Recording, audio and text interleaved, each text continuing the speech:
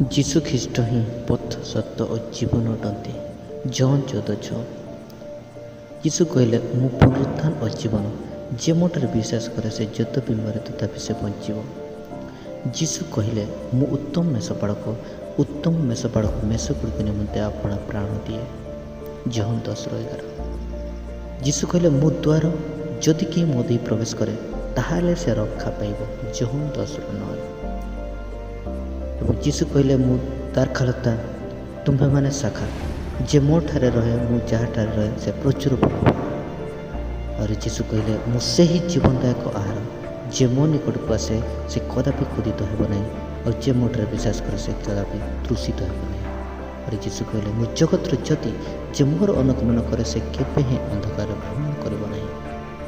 ଆହୁରି କହିଲେ ଯୀଶୁ, ମୁଁ ଓ ପିତା ଏକ। ଜନ୍ 10:30।